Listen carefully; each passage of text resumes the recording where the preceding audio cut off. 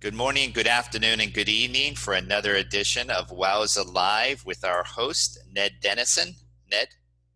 Hello, everyone. I'm the chairperson of the International Marathon Swimming Hall of Fame. One of our honorees has joined us today. Her name is Marcia Cleveland. Marcia, please introduce yourself. Marcia's interesting in a lot of reasons, but one of the reasons is she's kind of got a marathon career of two parts. So as part of that introduction, tell us about the first part and the second part, and give us a kind of a overall introduction, Marcia. Thank you, Ned. Thank you, Steve. When I started open water marathon swimming, I did my first one in 1991. I did the Manhattan Island swim, and 2 weeks before that, I had done Candlewood Lake in Connecticut, and I wrote my obituary in that one, and I was sure I was never going to swim another one of these. And so 2 weeks later, of course, I swam Manhattan, and I just loved it. And probably 27 miles into it, as I was passing the World Trade Center, I thought, this has been a piece of cake. I am going to swim the English Channel. And I did a couple of years later. And, you know, I was married at the time and still am. And didn't have children at that time. So my time was my own. My money was my own. Everything. I didn't have a care in the world. I had a great job. I trained a lot. I was super fast at the time, and I could do whatever I wanted, whenever I wanted. I did a lot of swims, but we didn't have the internet wasn't there at that time, but also we didn't have the kind of organization that it is now and the networking. So you networked by letters and phone calls, but I certainly built up a huge base of friends at that time. You know, the networking started. Now it's a whole lot easier to do it, but it was really the beginning of a journey that I had no idea that I was on. And I just made friends worldwide. And for several years, I swam at a really high level. I just loved what I was doing. And then Mark, my husband, and I, we had our first child, Julia, in 1998. And then we had our son in late December 2000 even, Sam. And, you know, having children, of course, change your life, because I didn't have the time to train. And I knew I always wanted to give a little bit back to them, save a little bit for them. Whereas before I could just completely leave it all in the pool. So when they were little, I did Catalina in 2005. And in order to train for that, I get up at 4 o'clock in the morning so I could get back home by 7 to get them going for the day. It was, you know, pretty exhausting to do stuff like that, but you just do it. And then I was the first woman to swim the length of Chicago in 2008. And again, I got up at 4 o'clock in the morning to do that. And then the last longish swim I did before I took a pretty big break was in 2011 when I did Anacapa. But during that time, from 1991 to about 2005, I was swimming fast enough that I accumulated the fastest Triple Crown prize, which I didn't even know was a thing. Everybody's coming up with all these prizes now, or these crowns and everything like that. And I don't even think we knew it when we were swimming the Triple Crown as Catalina, because I did it with Liz Fry and David Blank as a three-way tandem. And that had never been done before, but it worked out. And with that cumulative time between that one and Catalina in New York, which I set the women's American record in 1996, and Manhattan, I held the Triple Crown, but I'm one of those people that still puts their pants on one leg at a time here. So when my children got into middle school and high school, I was swimming about 15,000 yards a week. I just couldn't afford any more time than that, because they really needed me to do things for them. My husband travels a lot, or he did, and I was just all the time on with them. But I always thought in my mind that if I stayed in swimming shape and kept it on simmer, that if I wanted to bring it up to full boil again, I could. And so let me jump in for a moment, because you left out two things.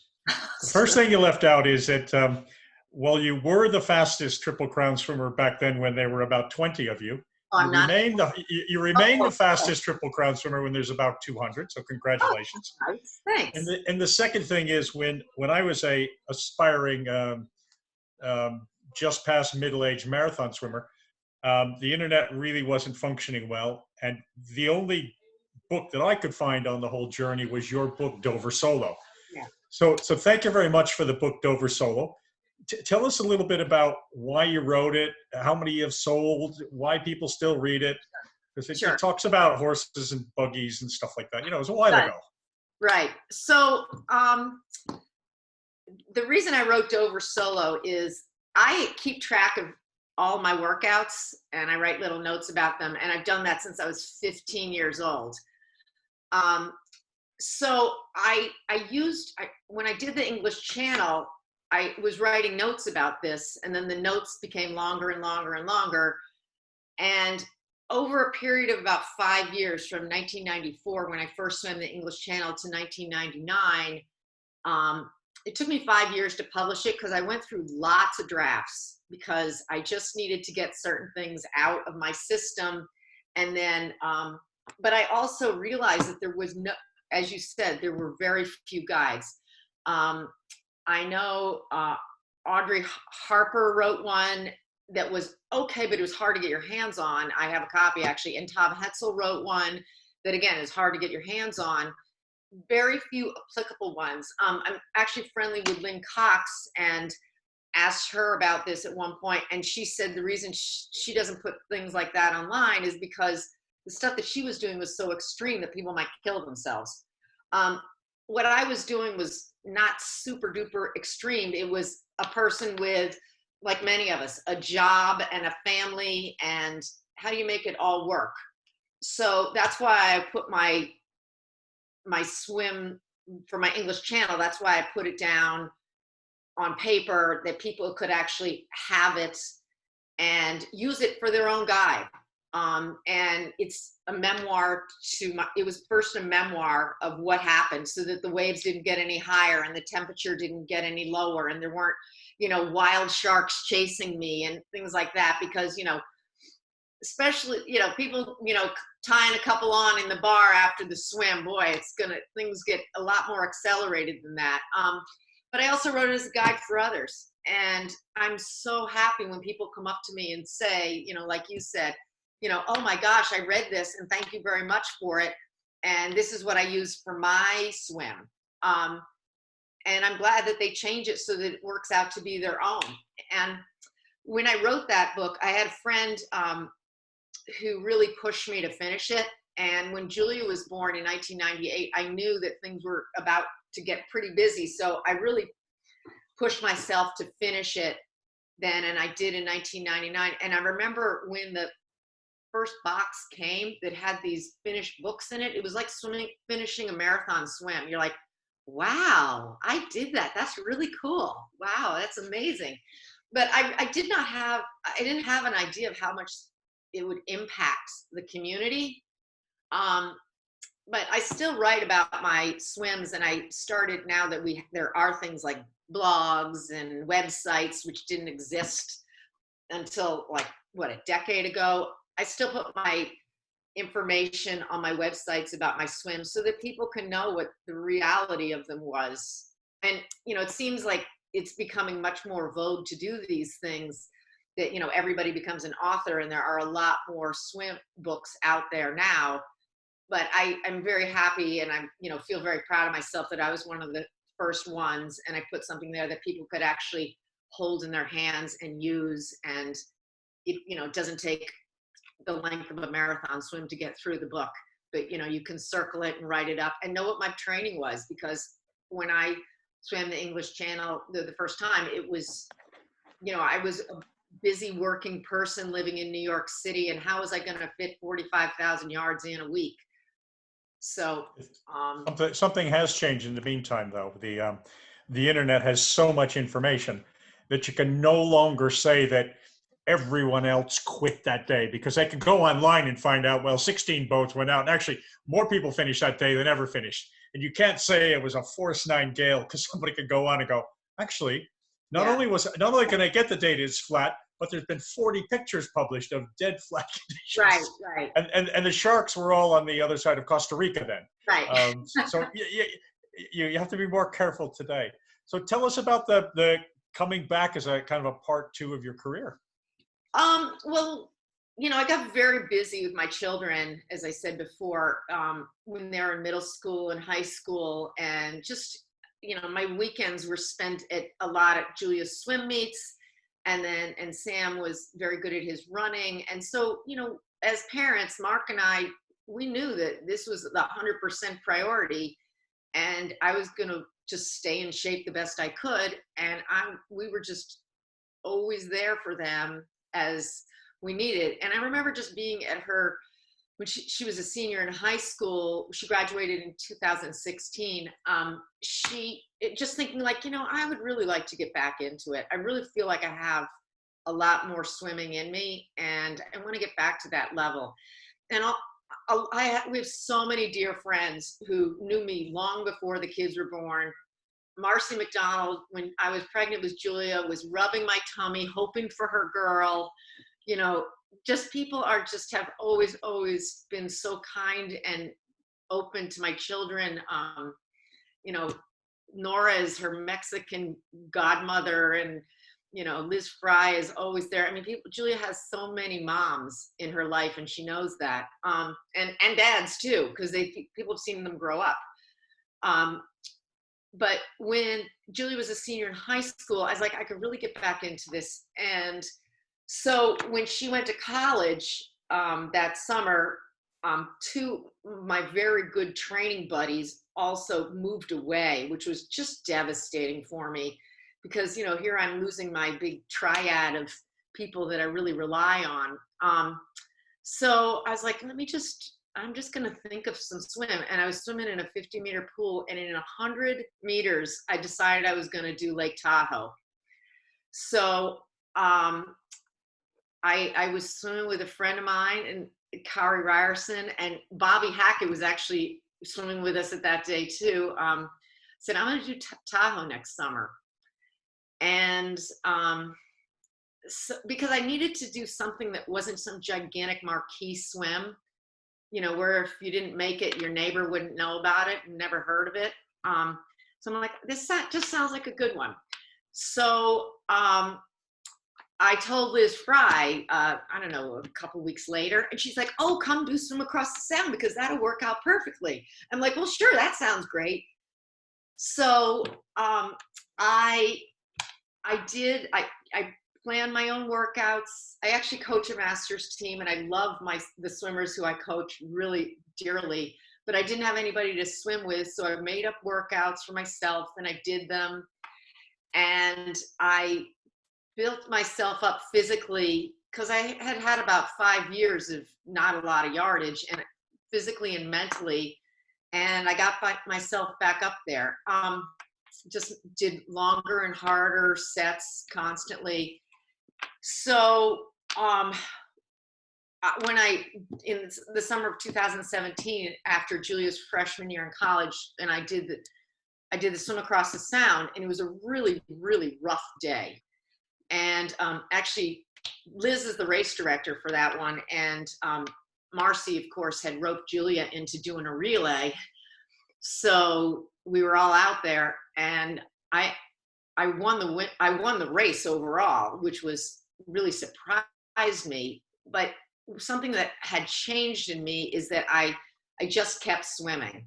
And even though it was a really rough day, I'm like, just keep your head down and go. And I think that's something that has changed in the sense of in being a parent, where you have more patience with yourself and you're calmer.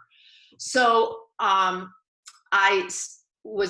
had on and off during I'd say the dark years for me, the dry years. I was working with Brian Cunningham, who's the Olympic physical therapist for the Olympic swim team and national team. We live like 10 minutes apart, which is really great. And he was just concerned that I develop a dryland program for staying injury free. And I actually, by working with him, and he puts these programs together for me, I have had no injury to my back, neck, shoulders, and hips, which I'm 56 now. You know, things are achy sometimes, but I just have developed good habits that I don't have. You know, I'm not sitting in the chiropractor's office on a regular basis. What this word sometimes. Sometimes. Yeah. Okay, I gotta get that word. But anyways, keep Yeah. going. Cashing in my AARP card there. So after 2017, I was like, you know, I really think I can set my sights higher on some things. And I decided I was going to do North Channel, because I was just going to throw it all in there, because, you know, I'd done the English Channel, and that was a lot of hard work to get there, but I'd also done a lot of hard swims too in the meantime. But the North Channel seemed to throw a lot at one time. And I would say that that is the hardest swim, at least for me, that I've ever done, because it involves cold water and jellyfish. And it took me 15 hours and 3 minutes to complete that. And it was in 53-degree water.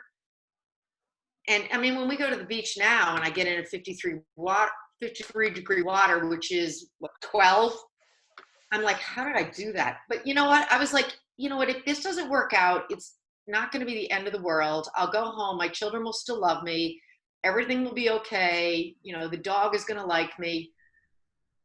But the other thing is when I did the North Channel, because it's part of the Ocean 7 series, there hadn't been a lot of people to do it.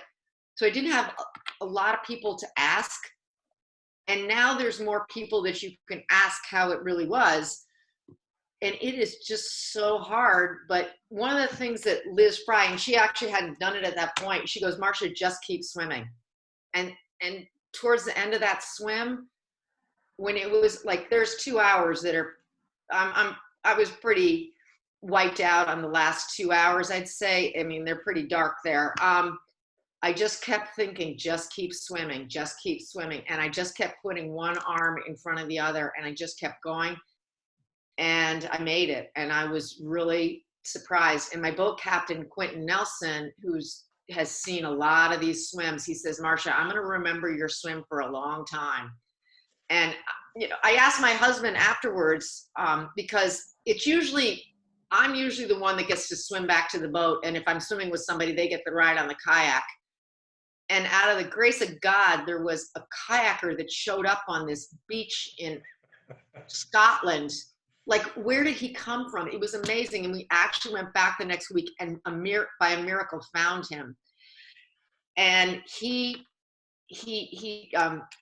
they put me on the kayak, and I got towed out to the boat that way. And I asked Mark afterwards, what happened? Like, because I don't remember. And he said, well, we lifted you up. You were dead weight. And you were walking around and in your bathing suit saying, I'm not cold, I'm fine. And he's like, Marcia, no way. But I did walk off the boat under my own power afterwards. So I think that my body, I mean, that was my limit, I would say. But it did remember how to warm myself up eventually. So Tell us about your decision process. I meet swimmers around the world that say things like, yeah, I've been thinking about the English Channel for the last 25 years, or I've been thinking about this. So you were talking about Tahoe, and you said you were swimming in the pool, and in a space of 2 laps, you decided you were going to go to Lake Tahoe. Now, was that someday I'm going to do Lake Tahoe, or did you get out of the water, go back home, look it up, and send your check? Yep, that's usually how it goes. So this is really interesting for some people. I'm a bit like Marcia. I make my decisions in seconds, and I normally send the money before I've sent the application, which no one does, on the basis of, well, it's quicker to write a check than it is to fill out the application. And if I send the check, I know for sure they're going to believe I'm serious. I tend not to dwell on things. I see something, like I saw Lake Tahoe and I didn't know a lot about it. But since I didn't know a lot about it, that would mean like my next door neighbor would not know a lot about it. But if I told them I was doing the English Channel, they would want to know about that instead of just my brief trip to California. I tend to decide, you know what, I can do that. I think I can do that. And if I know people that have done it, and I'm like, you know what, they did it, I can probably manage that too. And it does come, like, I've kind of put my eye on it. It's like, I'm going to do that. I remember when I was first dating my husband, after 2 weeks, I knew I was going to spend the rest of my life with him. When did you tell him? That was 32 years ago. So, but it's just. Did you give him a couple of more dates before you dropped that on him, or did you just Yeah, I did. tell him over dessert? Okay, that's fine. Right. Yeah. I waited till he came back with the check. Right. So Marcia, you're one of the kind of heroes I look to, because in addition to doing a lot of great swims, you've also put a tremendous amount back into the support. You've been on all of these U.S. committees. You write all these articles. You do a TED Talk. You do a book. I don't think you set out doing the book thinking you were going to make $100,000. No. So why do you bother doing that stuff? Why don't you just be a prima donna and swim? Well, the book contract has not morphed into a movie contract yet, but you can be about body double if you want to, Ned, if it comes down to that. You know what? It's almost like the tumbleweed thing. I get involved a little bit, and I'm very good at setting boundaries where if I know I want to do something, I'll be all in on it. But I'm also good at politely deferring, like, no, I don't want to do that, or this is as much as I can do. I was the USMS long distance chair, and I was the vice chair for 4 years, and then the chair for 4 years.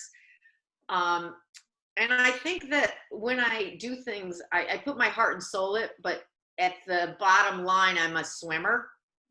And so I'm not willing to play the political games a lot of the times. So if people, like, the reasons I write my articles and, you know, give the chats, people will call me up and say, like, can you talk to me? And if right now is not the perfect time, we'll figure out a time that's the perfect time.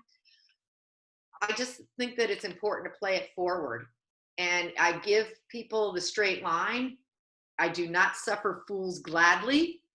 So if somebody's looking for the easy way out, I'll be like, you know, try Tiddlywinks or Dominoes. That'll be a much better thing.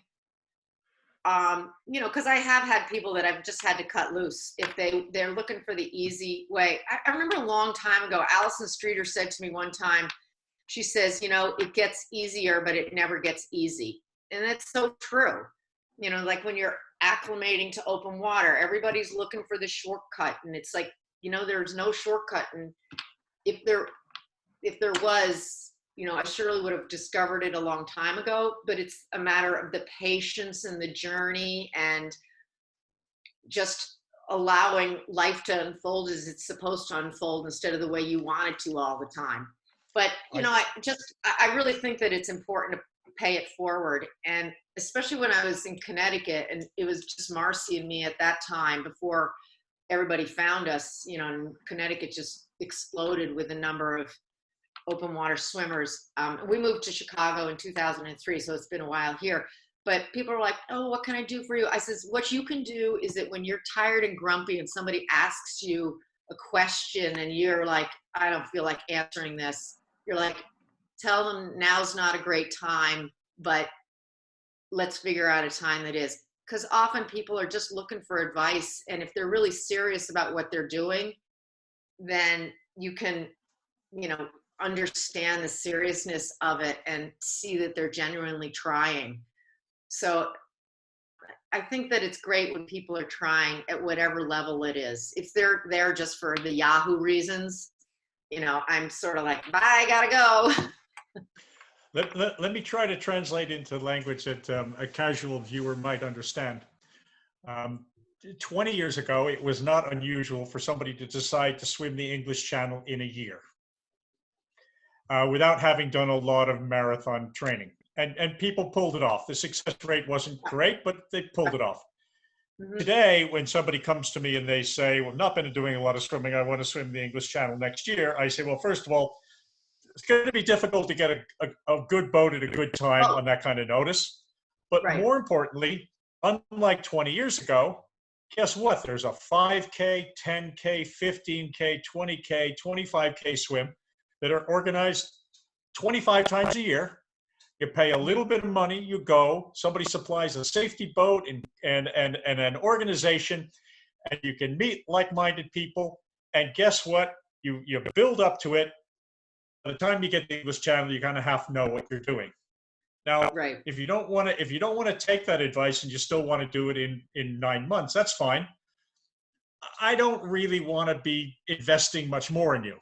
That's fine. I wish you all the best, but I don't want to be on the boat when you find out that you can't take X amount of grams of carbo powder in 6 hours without being deathly ill. I Right. prefer you would have figured that out before you have me out in the English Channel. So when Marcia talks about the easy way, yeah, sometimes you can cut the time short, but you're going to get a lot of hard lessons in that short period of time. Right.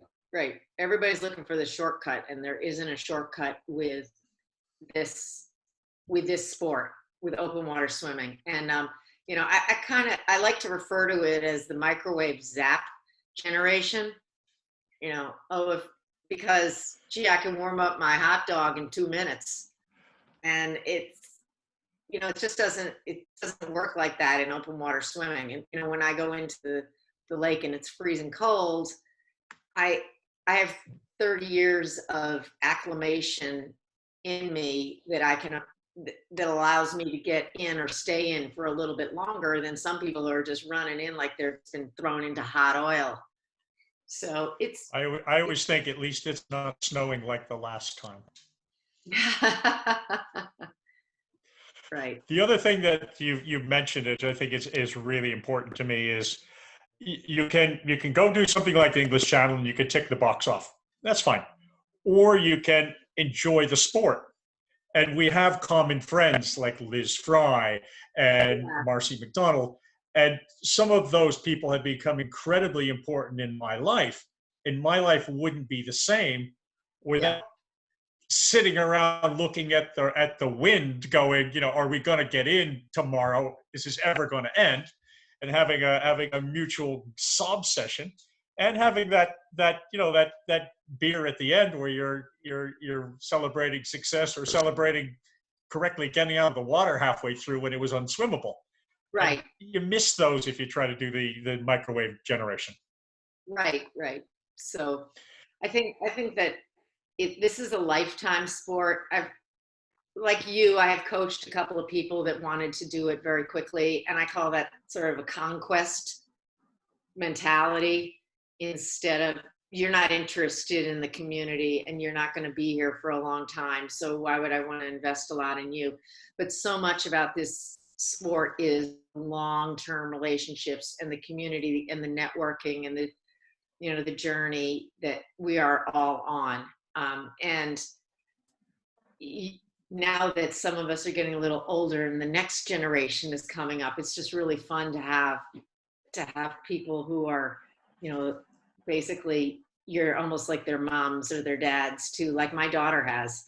I don't know if she's going to continue swimming. I mean, that's up to her because she just finished 4 years of college swimming and she's done for a while, I think.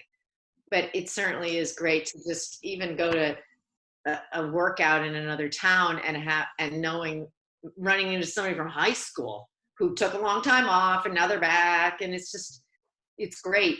There's the community where you can go. There's so many options to be able to continue to swim for the rest of your life, and that's really what I hope to be able to do, and I hope that I can influence people to do that as well. So I wanted to, as a final wrap up, you were supposed to be inducted into the International Marathon Swimming Hall of Fame in early May in New York. You are already in the Hall of Fame, but the induction was a formal part of it. There were Marcia fans from all over the United States that booked the better part of, I don't know, Nice. 25 or 30 spaces. Are Yeah. we going to see you all next year when your time comes? I hope so. Yeah. Being a part of the Marathon Swimming Hall of Fame it was never a dream. I mean, and it wasn't something that I was coveting. And I think that swimmers are a unique type of people. And when you called me in October, I really, like, you just got me speechless, which is not very easy to do. I was at a loss for words because I couldn't believe that I was being acknowledged by my peers for my accomplishments in that way. I mean, it was really, really a pleasant, happy surprise. I'm really grateful to be a part of the community, and the fact that everything seems to have been postponed. Like my daughter's college graduation, which was supposed to be this past weekend,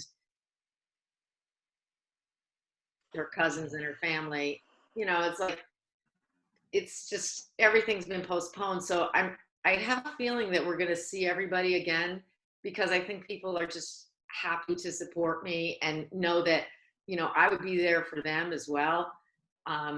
Just the friends that we've gotten through swimming have been amazing. And it's really nice to have that just a gigantic community where you can just put your arms around everybody and know that, you all finish a swim, sometimes at different levels and sometimes at different times and all, but you all did it.